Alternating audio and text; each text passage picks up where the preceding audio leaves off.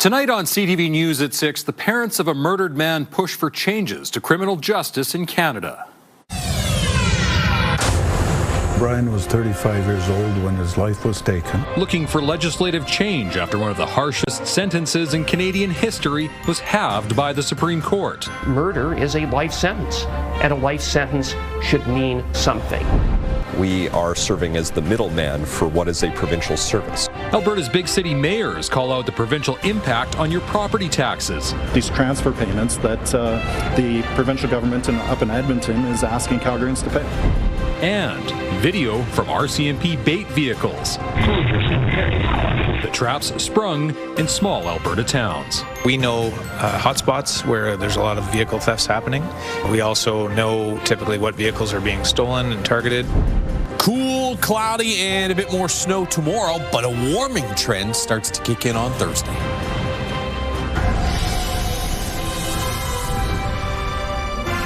CTV Edmonton, local breaking news with Jeff Hastings.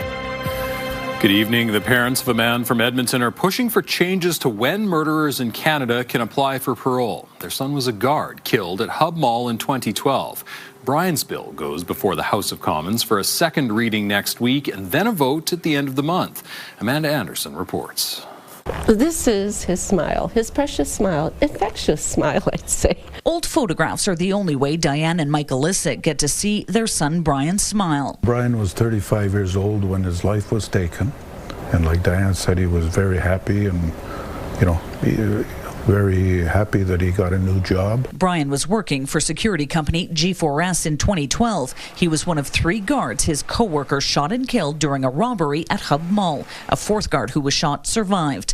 The man responsible, Travis Baumgartner, was handed 3 life sentences to be served consecutively with no chance of parole for 40 years. It was the harshest sentence in Canada, yes, since the abolishment of capital punishment, I believe.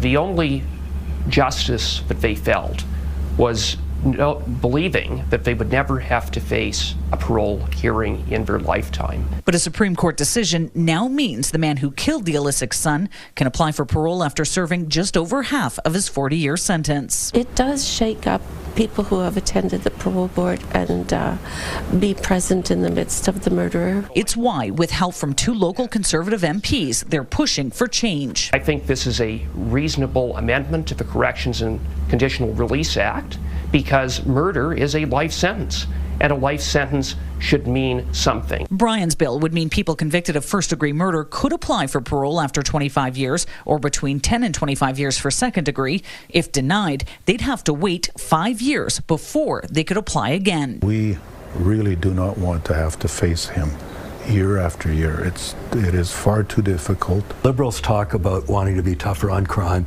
tougher on bail and so forth. So I hope that they really will see this as it's a good way to favor the rights of victims for a change. The bill will be before the House of Commons for a second reading next week. Then a vote at the end of the month will decide if it should be sent to the Justice Committee. And that's one of the pitches I'm making to fellow MPs of all political stripes.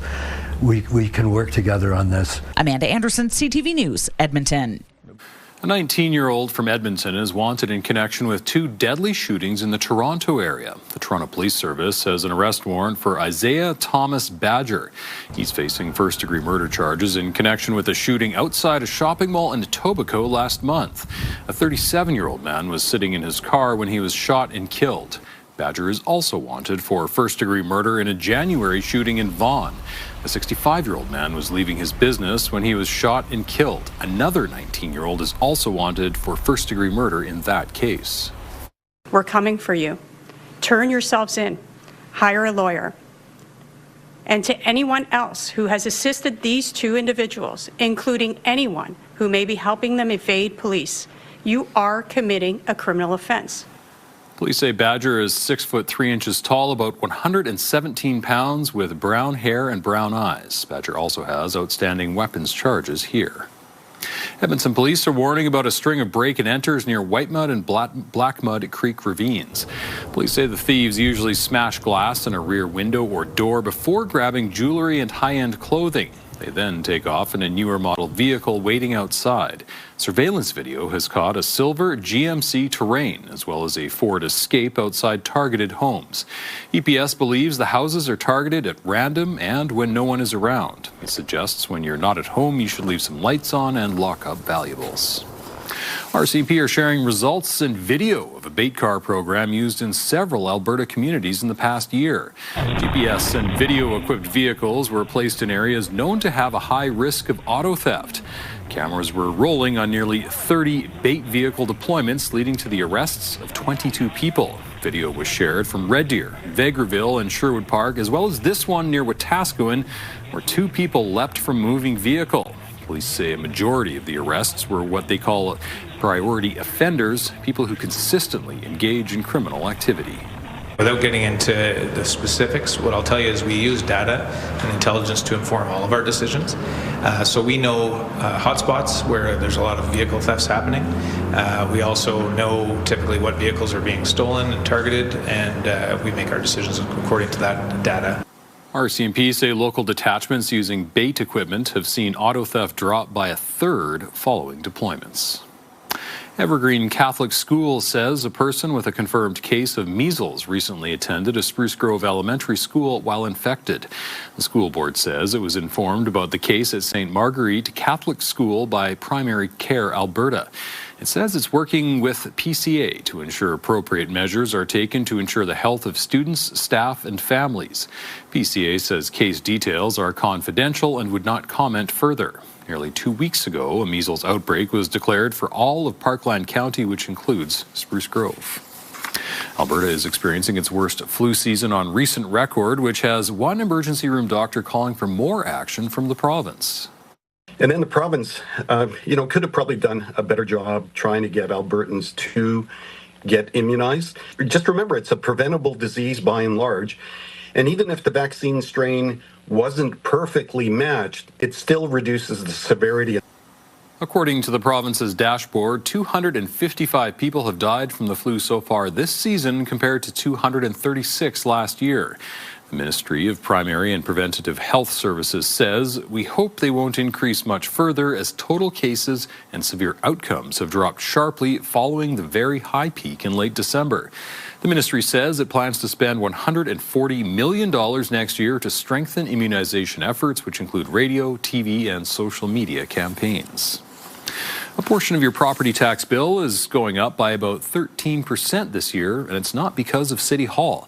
The provincial government taxes properties to bolster its education budget. Cities and towns collect the dollars and often the blame. As Jeremy Thompson reports, Alberta's big city mayors are responding to the tax increase in different ways. Mayor Andrew Knack is tired of taking the blame for taxes his council didn't approve. We are serving as the middleman for what is a provincial service. As Alberta stares down a $9 billion deficit, the province is taking more money from property owners to pay its education bills. The budget projects a $1 billion increase in property tax revenue over 5 years. It means in 2026, the average Edmonton homeowner will pay an extra $150 to the province, collected by the city. That's not municipal responsibility. We shouldn't be collecting provincial taxes for provincial services. We're not going to create duplicate systems to collect these things. Finance Minister Nate Horner has no interest in collecting property taxes, instead suggesting cities could communicate more clearly on tax notices. Have a line item that makes it clear that this is because of the province. I have no issue with that. Meanwhile, down the QE2, hey Calgary, it's Mayor Jeremy. Mayor Jeremy Farkas is also frustrated by provincial taxes. Here's the bottom line.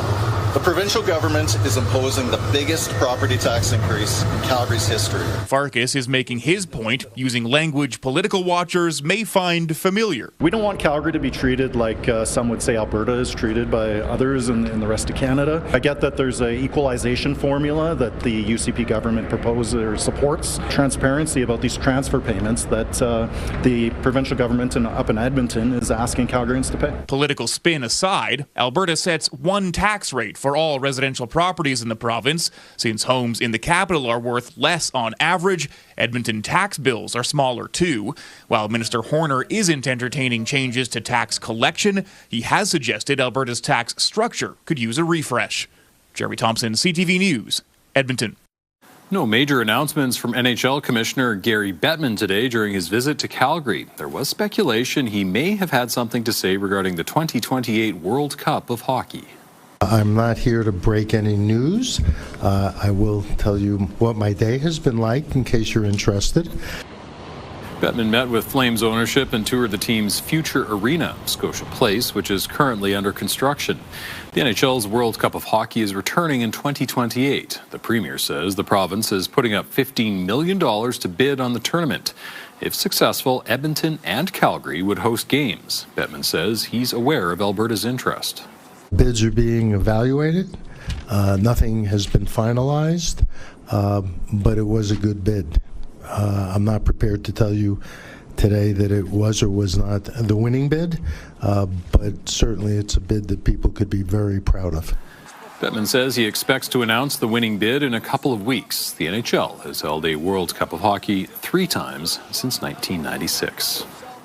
Oilers fans will have to wait a little bit longer to see the team's newest defenseman in action. The Oilers traded a second-round pick to the Blackhawks yesterday for Connor Murphy. He arrived in Edmonton late this afternoon, so he won't be ready to play when the Oilers host the Senators tonight. The team is happy they could get another player without losing a key piece of their roster. Definitely adds a really good component to our group. Steady back there, hard to play against, so yeah, he'll be great for us. Not fun to play against, which is always a good sign.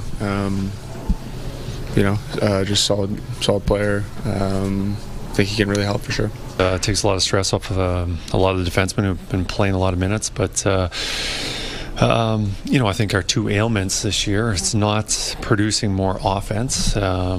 It's been defending, and that's 5-on-5 defending, and he'll certainly help with the penalty kill also.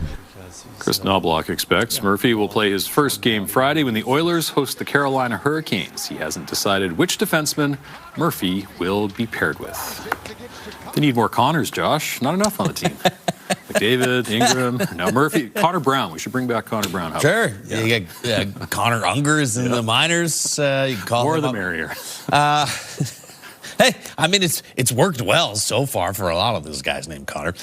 Take a look outside right now at temperatures -14 in downtown Edmonton, mid-minus teens as well outside the city. Wind hasn't been that bad in the city. It's been a little stronger outside the city. That's still the case.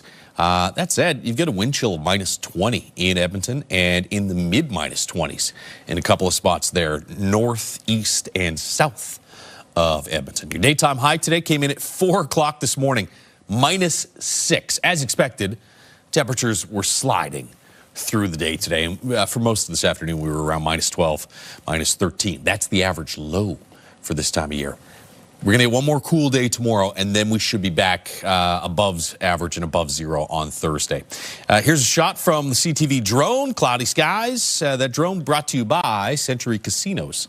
3 great locations, Edmonton, St. Albert, and Century Mile. Now, for most of the city, it's just been cloudy through the day today. This morning, you had some snow move through. Most of the snow has been north of Edmonton through the course of this afternoon, but you can see in the last hour or so, a little bit of snow has snuck into parts of north and northeast Edmonton, and so parts of the city through this evening and possibly early tomorrow morning. A little bit more snow. Again, it's not going to amount to much more than a dusting to maybe a centimeter or 2. Temperatures back into single digits tomorrow afternoon with fairly light wind, just a wind chill of -13 in the afternoon. More on that big warm-up that starts Thursday in just a few minutes. Sounds great. Thank you, Josh. Still to come on CTV News at 6, costly auto insurance. They're high. They're a little crazy right now. Why Albertans are paying more than most Canadians. Also ahead. To forego research and development in a sector that contributes so significantly to Canada's GDP is not finding efficiencies. Lacombe holds out hope that the federal government will review its decision to shut down a local agriculture research facility.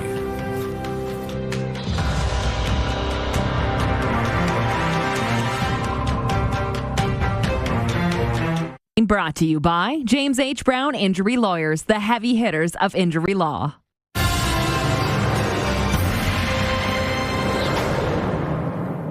Drivers in Alberta have become used to annual rate hikes for their auto insurance. Albertans now have the second highest premiums in the country. CTV's Tyler Barrow explains why our payments are so high and what the government is planning to do about it. Denise Sharma moved here from BC over 18 months ago. The cost of car insurance quickly caught his eye. In BC, I was paying almost $200. Here, I'm paying $400. It's like double of that. It's pretty expensive here. Albertans paid over $1,800 in annual premiums in 2025, according to Automobile Insurance Rate Board. That's more than $700 higher than rates in PEI and second only to Ontario. Premiums have been rising over 10% in 2 years since 2023. They're high. They're a little crazy right now. Rate Hub's Morgan Roberts highlights severe weather leading to more claims along with car-related thefts. The more theft you have, the higher the loss ratios, the more the insurance companies have to pay out. According to the province's rate board, the main factor is the cost of bodily injury claims, which covers compensation for crash victims, including legal fees. In 2020, the average claim was $83,000, but it's now over $140,000. It's been like a 75% increase in these costs in the last 5 years, and that is what's driving insurance premiums. That's why the government is moving to a no-fault insurance model. In a statement, the Ministry of Finance said it recognizes the high cost drivers are facing as it will implement the Care First insurance model starting January 1st, 2027. It will aim to reduce the need for costly court battles. And by pulling litigation out of the system, they're also going to be able to improve the price you're paying for insurance moving forward. Hopefully driving down the price of insurance for people like Denise Sharma. I really hope it come down because I really want it.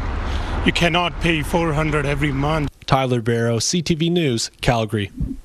Municipal leaders from central Alberta are back from a trip to Ottawa. They're trying to convince lawmakers to reverse a decision to shut down a federal agriculture research facility.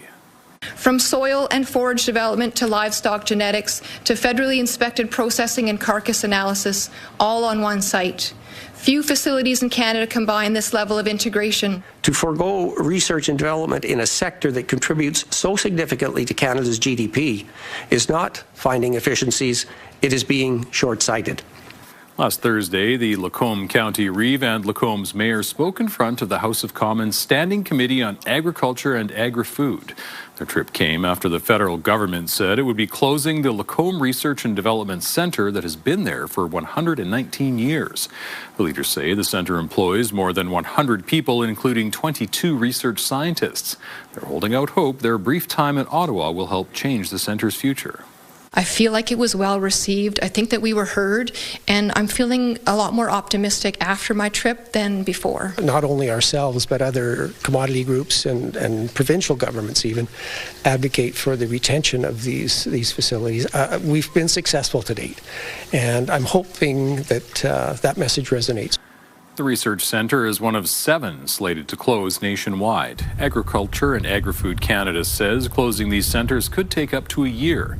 It says it's working with partners to preserve findings and manage the wind down of projects responsibly.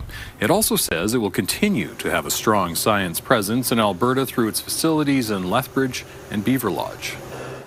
A local organization is reminding Edmontonians hearing loss is something most people will experience later in life. The Canadian Hard of Hearing Association hosted a hearing health fair in celebration of World Hearing Day. Along with free hearing tests and hourly lectures, educational materials were on display at the Jerry Forbes Centre. Organizers say these kinds of events remove accessibility barriers and shows people dealing with hearing loss they're not alone. The main goal today is to learn that there is support out there. It's not as hard as they think, and that there are many people that are affected with hearing loss, more than 100,000 in Edmonton, #1 disability in Canada. The association also provides supports like speech reading classes and sign language classes. Coming up, a modern job fair. This game will give you an opportunity to select your photo and a professional bio. How Norquest College is helping its students navigate a difficult market. One more chilly day tomorrow, and then we're back above zero Thursday and way above zero for Friday and the weekend. All those details right after the break.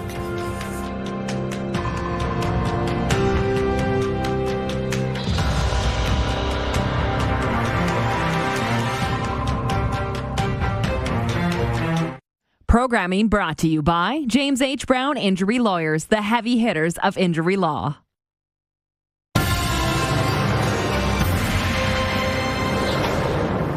There are plenty of hoops for people looking for a job to jump through nowadays. That's why Norquest College is hosting a modern job fair to help students navigate the challenges. As Connor Hogg finds out, it's helping them look the part and bypass AI filters.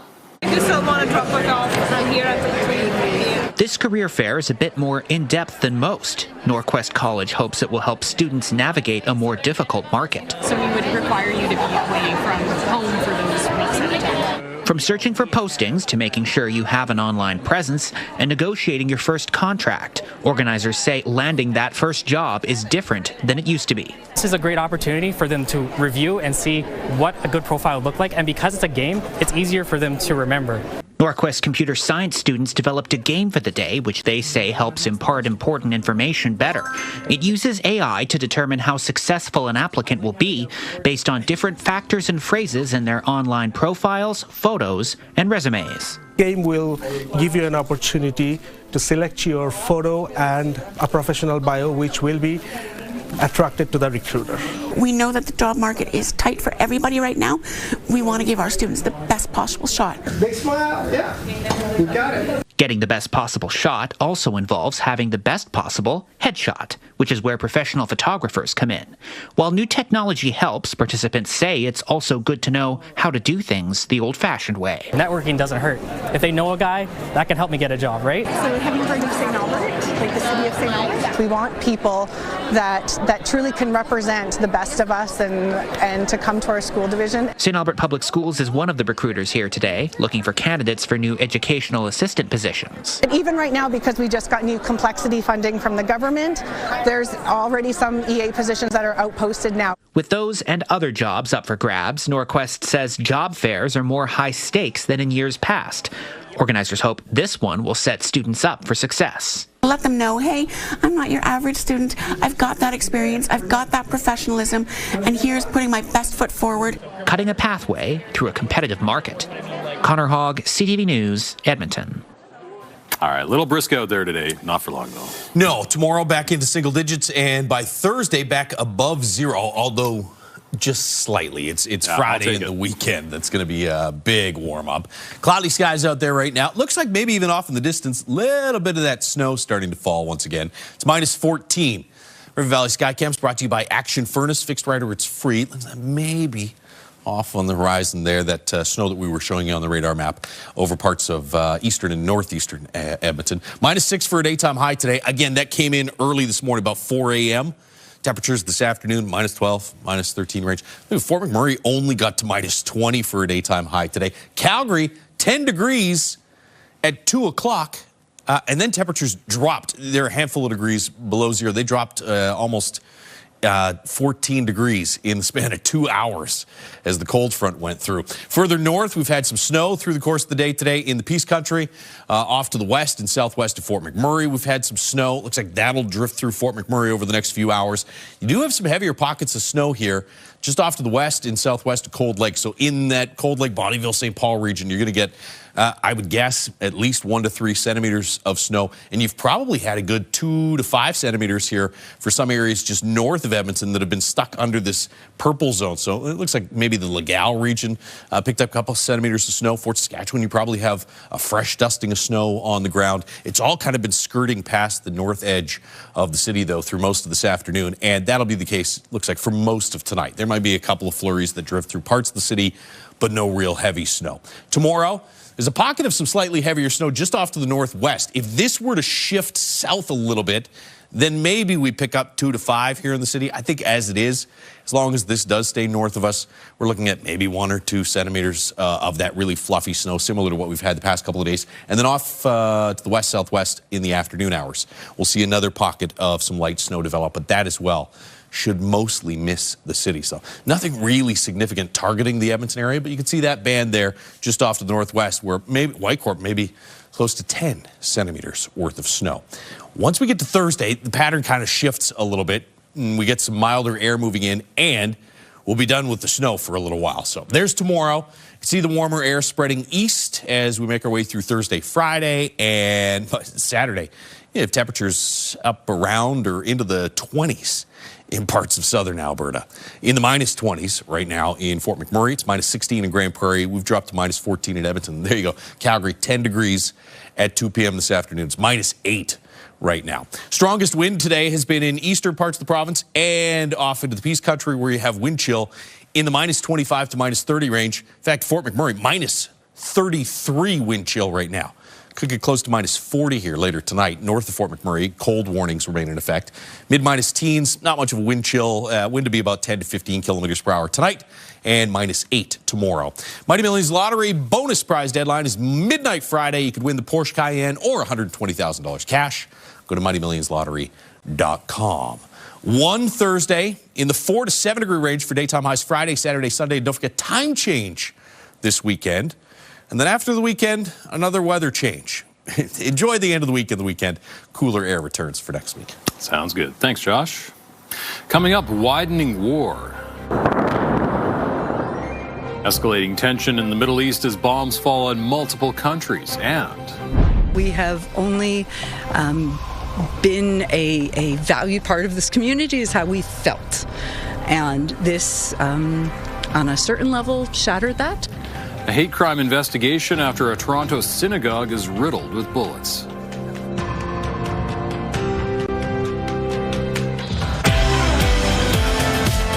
Wednesday on Your Morning, a World Series winner who once played on Remax Field is returning to Edmonton.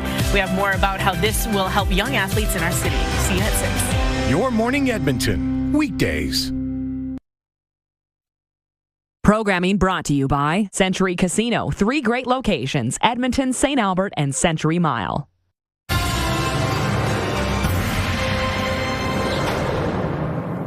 Strikes are escalating across the Middle East, with the U.S. and Israel launching a fresh wave of attacks on Iran. Israel hit a Tehran compound where a group was meeting to pick a new supreme leader. Iranians are now fleeing to safe zones like Turkey. CTV's Adrian Gobriel is in Istanbul with an overview of what happened today. As the sun sets on day 4 of this war, the scale and scope is painfully coming into focus. South of Tehran, Israel struck this compound today, belonging to the group responsible for electing Iran's next supreme leader. Throughout the night and into the day, Israeli forces have also been targeting Iranian-backed Hezbollah positions across Lebanon. The Red Crescent says that more than 780 have died in Iran since the fighting began on Saturday, with the single biggest loss of life taking place here at this girls' school. Neither Israel nor the U.S. have claimed responsibility, though nearby fresh grave sites have been dug to bury dozens of children. The president of the Red Crescent in Iran saying that more than 168 children, aged 7, 8, and 9, were martyred. The fear, the panic, the anxiety experienced by millions of people in the Middle East and beyond is palpable and was entirely avoidable. 11 countries across the region have been on the receiving end of airstrikes fired by Iran since the fighting began. Following an Iranian attack in Saudi Arabia, the U.S. have shuttered embassies in Riyadh, Kuwait, and Beirut. With Tehran under a daily, deadly bombardment, thousands of Iranians are trying to flee to neighboring countries. Turkey is home to more than 120,000 Iranians, with many residing right here in Istanbul's historic quarter. Foreign nationals we spoke with at cafes in this neighborhood declined to speak on camera, still fearful of the reach of the Islamic Revolutionary Guard and anti-Iranian sentiment here in this country. So celebrations in your house last night. Halit Yinajeh's wife is Iranian. The couple have been waiting for the decimation of the Islamic regime. Islamic regime, for Persian people, we are happy, really happy. Devil's times finish. Halit, what is your hope for the future?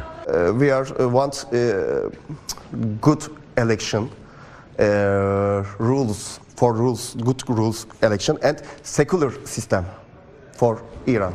As the flames of war fan out of control any semblance of peace in the Middle East, at this hour remains a distant hope. Tonight, U.S. Central Command said they've hit 1,700 targets since their joint operation with Israel began. With Iran hitting back, this entire region has been thrown into a state of chaos. Adrian Gobriel, CTV News, Istanbul. Donald Trump says his reasoning for waging war came down to an inkling. He now claims Iran's Air Force, Navy, and leadership are gone. Joy Melvin has the latest. But Ukraine has in the Oval Office, the U.S. president says he just had a feeling that Iran was going to strike, but denies he was pulled into this war by Israel. I might have forced their hand. You see, we were having negotiations with these lunatics, and it was my opinion that they were going to attack first. Contradicting his own Secretary of State, Marco Rubio. We knew that there was going to be an Israeli action. We knew that that would precipitate an attack against American forces. The president, who promised no more wars, portrays this one as necessary to eliminate Iran's nuclear threat once and for all, destroying their naval and missile capabilities. And Trump says they knocked out Iran's radar defenses, hitting 1,700 targets so far. We're hitting them very hard, and the big scale hitting goes now. They no longer have air protection. They no longer have any detection facilities at all left, and so they're gonna be in for a lot of hurt. After wiping out Iran's top leadership, Trump has called for Iranians to rise up and take over their own country. And yes, Trump has thoughts about who he'd like to take over. The late Iran Shah's son, not his first choice. I guess the worst case would be we do this and then somebody takes over who's as bad as the previous person, right? That could happen. I would like to see somebody in there that's going to bring it back for the people. The president lashed out at Spain and the UK for their initial response to his war. But this is not the age of Churchill. I will say the UK has been very, very uncooperative. And as America's war widens, already claiming U.S. soldiers' lives, lawmakers question the legal basis for Trump's war and will try to force a vote to limit the president's war powers. Joy Melvin, CTV News, Washington. Prime Minister Mark Carney is now in Australia. He's speaking to the media for the first time since embarking on a multi-day trip to India last week. As CTV's Abigail Beeman reports, there's pressing international issues to answer for, including Iran and India. We heard from the Prime Minister Canada supports efforts to stop Iran from obtaining a nuclear weapon, a position he says Canada takes with regret. It's for the United States and Israel to make the case. And for whether or not that is the case. And it's for others, more expert than me, non-lawyer, certainly non-international lawyer, who are more expert to make that determination. And that said, well, Canada was not asked to participate. You know that. We were not informed in advance. We were not asked to participate. Prima facie, it appears that these actions are inconsistent with international law. Carney said he has not spoken with the U.S. president since the airstrikes began. The Prime Minister was also asked a number of questions about India. Mark Carney said he would not use the words of the government official who suggested India is no longer actively engaging in foreign interference. But Carney wouldn't explicitly answer our questions about whether foreign interference is actively taking place, citing confidential briefings. But he did say there is progress. Carney said there's a range of countries who try to engage in foreign interference from time to time, and Canada will continue to call them out. Abigail Beeman, CTV News, Sydney. Toronto's Jewish community is calling for vigilance after a synagogue was struck by gunfire last night. We heard a series of gunshots. We have only been a valued part of this community, is how we felt. And this, on a certain level, shattered that.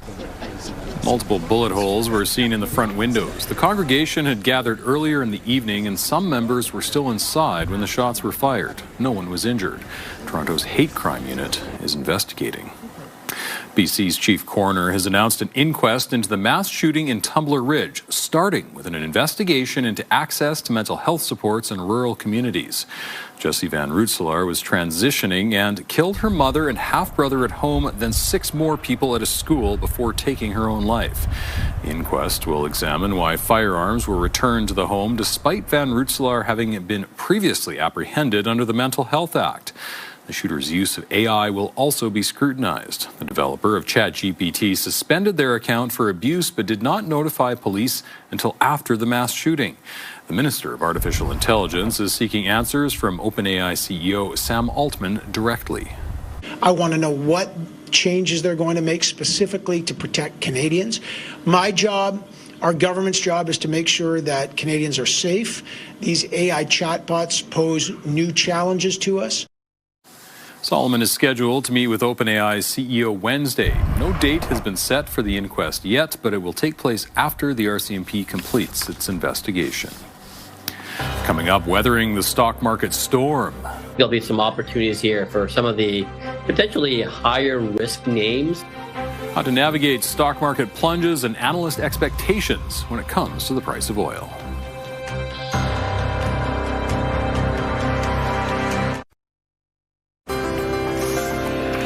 Looking at the markets, the Canadian dollar closed near 73 cents U.S. Oil was up $3.33, closing at $74.56 a barrel.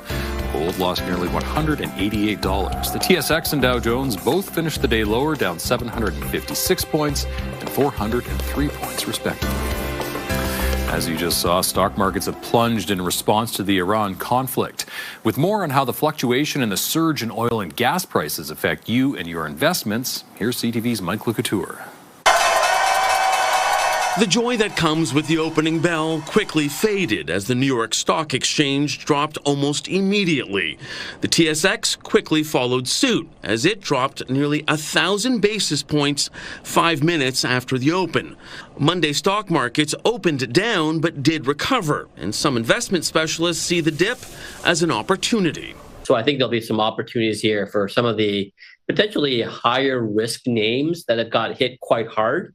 To potentially look at these as entry points to get back into them. As stocks slide, the price of oil continued to climb. Iran produces less than 5% of the global output, but the Middle Eastern country is cutting off access to the Strait of Hormuz. More than 20% of the world's oil goes through that maritime passage. So while crude oil investments are rising, so is the price of gas. About $10 a barrel increase in oil prices results in 6 cents a liter at the pumps.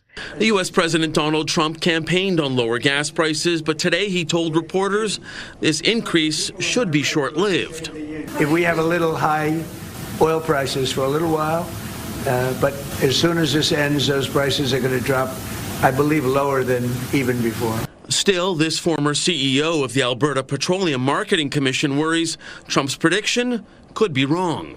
Iran has these drones, $20,000 drones, that seem to be able to shut down Qatar's LNG production, right? So if that's the case, then it'll be a long time before production returns. Now, if oil production continues to stall, some analysts worry the price could spike to $100 per barrel, a level the world hasn't seen since the 2022 Russian invasion of Ukraine. Mike LeCouture, CTV News, Ottawa. A NATO mission in Iceland is giving Canadians a look at what could one day be the shape of its fleet of fighter jets. Ottawa's decision on which aircraft would replace its aging fleet of CF-18s is still up in the air. CTV's Jean-Vier Boschma is in Iceland. On duty for NATO in Iceland, the Swedish Air Force showed off just how fast it can prepare its Gripen fighter jets for takeoff. Our goal is to rearm, refuel, and do all the checks necessary to take off again in roughly 15 to 20 minutes on road basis. Aircraft technician Sergeant Emil Lindgren says the made-in-Sweden jet is easy to maintain in the harsh climate of the north. That's part of the sales pitch from Swedish-based aerospace company Saab to land a deal to sell its Gripens to Canada.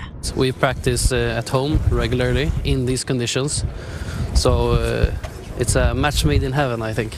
But Denmark, too, has deployed to the region. It flies the F-35s and says its advanced fighters also perform well in Iceland. They are equipped well for this environment. Canada has bought 16 of those jets and is now reviewing a deal to go with a full fleet or with a mixed fleet of F-35s and Gripens. Both fighters are serving in this highly strategic region as Sweden leads its first air patrol mission as a NATO member. Its mission comes at a critical time.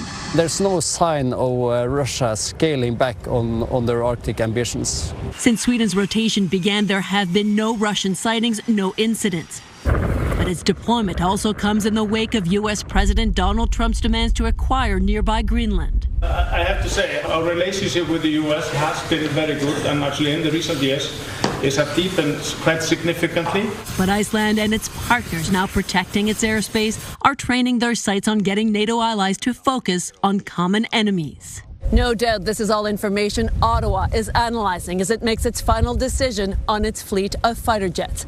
Geneviève Beauchemin, CTV News at Keflavik Air Base in Iceland. Coming up, a new spin for musical artifacts. Some say it's a life misspent. I prefer to think it's a life full of passion.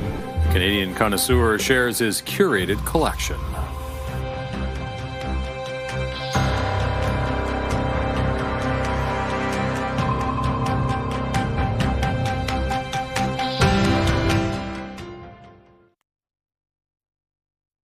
We've got another great night of entertainment coming up right here on CTV.